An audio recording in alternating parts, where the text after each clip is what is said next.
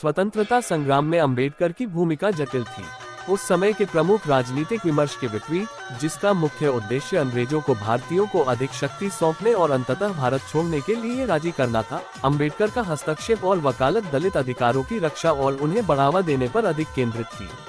परिणामस्वरूप उनका अक्सर भारतीय राष्ट्रीय कांग्रेस से टकराव होता था।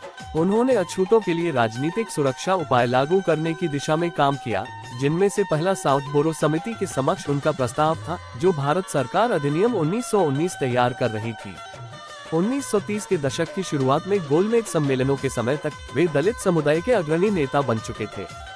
यहाँ उन्होंने पिछड़े वर्गों के लिए अलग निर्वाचक मंडल की पुरजोर वकालत की। उनका मानना था कि इससे उन्हें एक सशक्त राजनीतिक हित समूह में परिवर्तित करना आवश्यक होगा।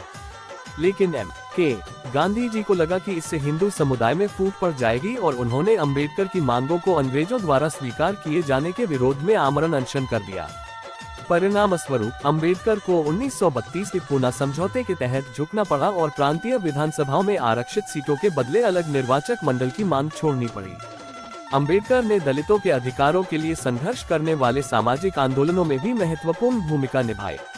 1924 में उन्होंने दलित वर्गों के सामाजिक उत्थान के लिए शिक्षा दो, आंदोलन करो, संगठित करो के आदर्श वाक्य के साथ बहिष्कृत हितकारिणी सभा की स्थापना की। 1927 में रायगढ़ जिले के महाड में दलित वर्ग सम्मेलन का आयोजन किया गया।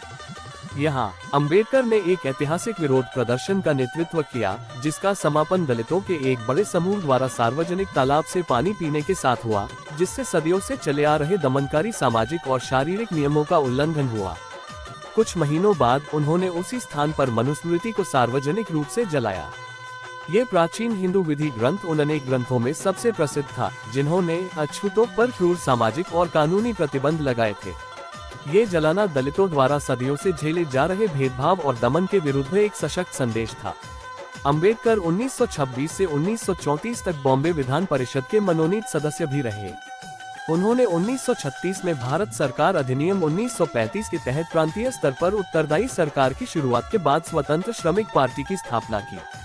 पार्टी ने 1937 के बॉम्बे विधानसभा चुनावों में लड़ी गई 17 सीटों में से 15 सीटें जीती।